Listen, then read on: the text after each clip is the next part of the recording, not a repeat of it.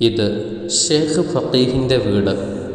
ധാരാളം ശിഷ്യന്മാരും മുരീദുമാരുമുള്ള സാത്വികൻ, നിഷ്കളങ്കൻ.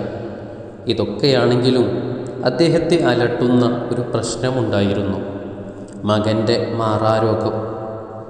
ജന്മനാ കാലിന് വൈകല്യം ബാധിച്ചിരിക്കുന്നു. ചികിത്സിക്കാത്ത ദിവസങ്ങളില്ല, പ്രാർത്ഥിക്കാത്ത മഹാന്മാരും. അള്ളാഹുവിൻ്റെ പരീക്ഷണമായിരിക്കുമെന്ന് കരുതി മഹാൻ സമാധാനിച്ചു.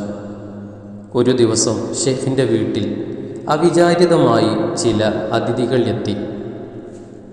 കുതിര സവാരിക്കാരെന്ന് തോന്നിപ്പിക്കുന്ന 10 പേർ. താടിയും തലപ്പാവും ധരിച്ചെത്തിയ അവർ പെരുമാറ്റത്തിലും സ്വഭാവത്തിലും തികഞ്ഞ മാന്യത പുലർത്തിയിരുന്നു. അതിഥികളെ കിട്ടിയതിൽ ഷെയ്ഖിന് സന്തോഷം. അദ്ദേഹം നല്ലൊരു ആതിഥേയനായി. വന്നവർ മുഖാമുഖം നോക്കുന്നുണ്ടായിരുന്നു. എന്തൊരു സ്വീകരണം!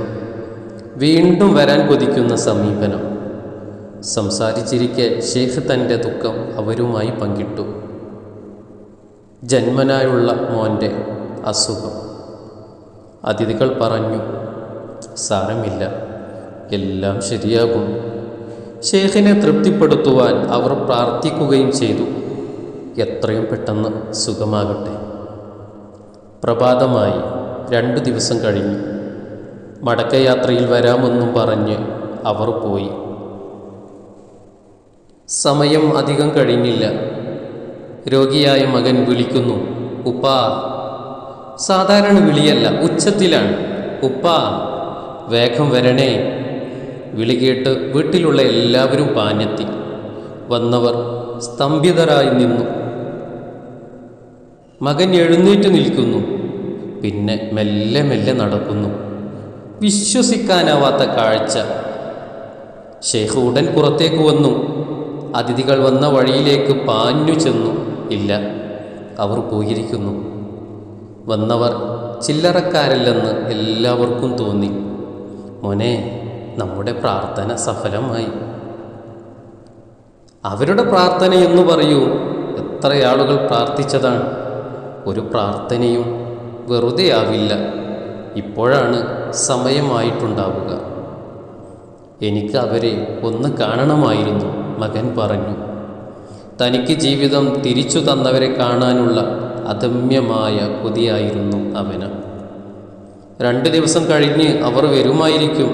വരാമെന്നാ പറഞ്ഞത്. വരുമോ? വന്നില്ലെങ്കിൽ എനിക്ക് സങ്കടമാവും. ക്ഷമിക്കൂ മോനെ, മഹാന്മാർ വാക്കുമാറ്റില്ലല്ലോ. അവർ കാത്തിരുന്നു. വിവരം അറിഞ്ഞെത്തിയ ധാരാളം പേർ അവിടെ എത്തി. ഷെയ്ഖും മകനും പുണ്യാത്മാക്കളെ പ്രതീക്ഷിച്ചിരിക്കുകയാണെന്നറിഞ്ഞപ്പോൾ നാട്ടുകാരിൽ പലരും അവിടെ കൂടി. ഒരു നോക്ക് കാണാൻ, മനസ്സിലെ ആഗ്രഹങ്ങൾ പ്രാർത്ഥിപ്പിക്കാൻ. 2-ാം ദിവസം മകൻ്റെ ക്ഷമ കെട്ടു. അവൻ വീണ്ടും ചോദിച്ചു, വരില്ല ഉപ്പാ? ഷെയ്ഖ് മിണ്ടിയില്ല. വരാനിരിക്കുന്ന കാര്യം നമ്മളെങ്ങനെ അറിയും? രാത്രിയായപ്പോൾ അവരെ സന്തോഷിപ്പിച്ചുകൊണ്ട് അതിഥികൾ എത്തി. രാജകീയമായ സ്വീകരണം തന്നെയാണ് ലഭിച്ചത്. അതിഥികൾ മുഖാമുഖം നോക്കി.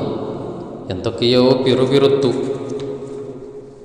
എന്തോ അപകടമുണ്ടല്ലോ, എങ്ങനെയെങ്കിലും രക്ഷപ്പെടണം. ഇത് ജീവിതത്തിൽ ആദ്യ അനുഭവമാണ്. ആളുകളൊന്നും കാണുന്നില്ല, കേൾക്കുന്നില്ല. അവർ പുണ്യാത്മാക്കളുടെ മുഖത്തു നിന്ന് കണ്ണെടുക്കുന്നില്ല. തിരക്കോട് തിരക്ക്. അവർ പരാതിയുടെ കൂമ്പാരമായി അതിഥികളെ വലയം ചെയ്തു. ഇതെന്തത്ഭുതം എന്ന മട്ടിൽ അതിഥികൾ ഷെയ്ഖ് ഫഖീഹിനെ നോക്കി. ഷെയ്ഖ് പറഞ്ഞു, നിങ്ങളെ ഇവിടെ എത്തിച്ചത് പടച്ചവനാണ്. എൻ്റെ മോൻ്റെ അസുഖം മാറിയതിന് നന്ദി. അവർ നോക്കുമ്പോൾ ഷെയ്ഖിൻ്റെ മകൻ പരസഹായമില്ലാതെ നടന്നു വരുന്നു.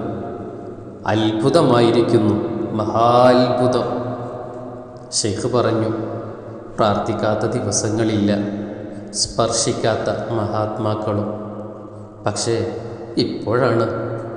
വേണ്ട, ഒന്നും പറയേണ്ട, കൂട്ടത്തിലെ നേതാവ് ഉച്ചത്തിൽ പറഞ്ഞു. ഷെയ്ഖ് അടങ്ങി. എല്ലാവരും വാ പൊളിച്ചു നിന്നു. വന്നവർ ഗൗരവത്തിലായിരിക്കുന്നു.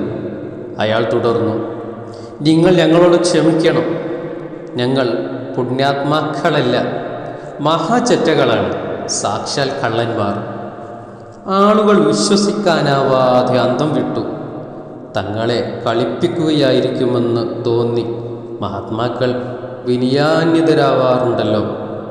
പെട്ടെന്ന് അതിഥികൾ ഭാണ്ഡമഴിച്ചു.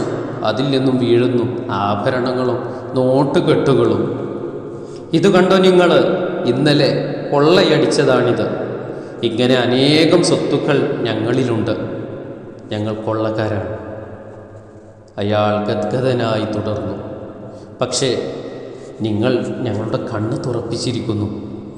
നിങ്ങളുടെ നിഷ്കളങ്കത ഞങ്ങളെ തളർത്തുന്നു. ഇനി ഈ പണിക്ക് ഞങ്ങളില്ല. സത്യം, ഞങ്ങൾ നിർത്തി. ഇതോടെ എല്ലാം നിർത്തി. ഞങ്ങൾ മുസ്ലിം ആവുകയാണ്. ഷെയ്ഖ് ഞങ്ങളെ അനുഗ്രഹിച്ചാലും. ഷെയ്ഖ് ഫഖീഹ് സ്തംഭതനായി നിൽക്കുകയായിരുന്നു. എന്തത്ഭുതമാണ് ഈ സംഭവിച്ചിരിക്കുന്നത്! മകൻ്റെ അസുഖം മാറി എന്ന് മാത്രമല്ല, അതുമൂലം ഒരു കൂട്ടം തെമ്മാടികൾ സത്യത്തിലേക്ക് ആകൃഷ്ടരാവുകയും ചെയ്തിരിക്കുന്നു. റബ്ബേ, നീ എത്ര പരിശുദ്ധൻ, എത്ര തന്ത്രജ്ഞൻ!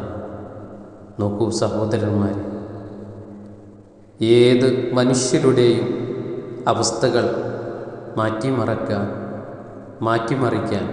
ഒരു സന്ദർഭം മതി, ചെറിയ ഒരു അവസരമെങ്കിലും. അള്ളാഹുവാണ് നേർമാർഗത്തിലാക്കുന്നവൻ. അള്ളാഹു നമ്മെ എല്ലാവരെയും യഥാർത്ഥ വിശ്വാസികളിൽ ഉൾപ്പെടുത്തുമാറാവട്ടെ. അസ്സലാമു അലൈക്കും വറഹ്മത്തുള്ളാഹി വബറകാതുഹു.